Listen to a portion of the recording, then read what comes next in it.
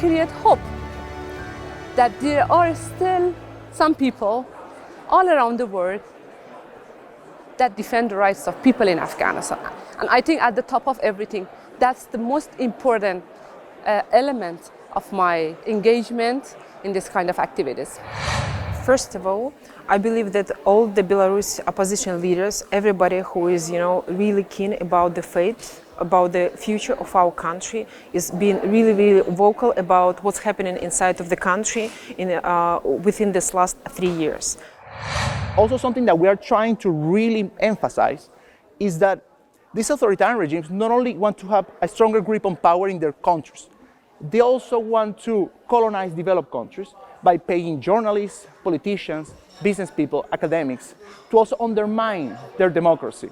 So in order to have a free world, we really need to make this fight. So I think that's something that we're working really hard, and that's really changing the public perception. Because if people stop caring about democracy, then democracy will fall.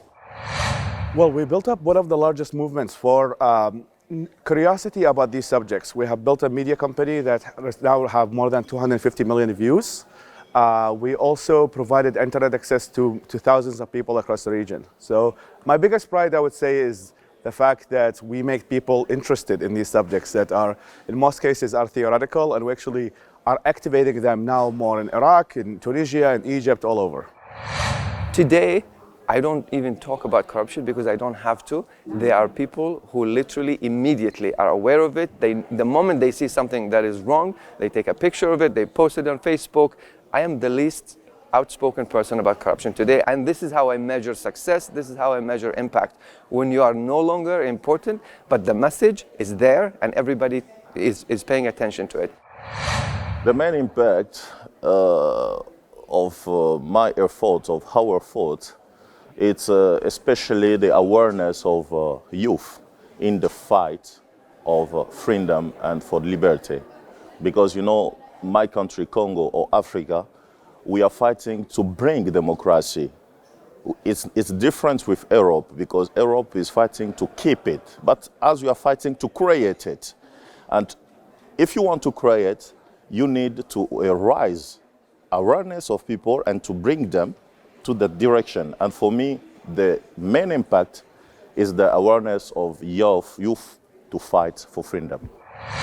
First and foremost, I would like to say that my work contributed to opening dialogue channels between the people there, and that's really important in Bosnia. But also, and I'm really proud of it, I managed to do this thematical session of the parliament in Canton of Sarajevo on youth. So we brought in the young people cross-sectorally, so youth political leaders and youth NGO leaders. We brought them in, got them into parliament, and they spoke with MPs on equal grounds.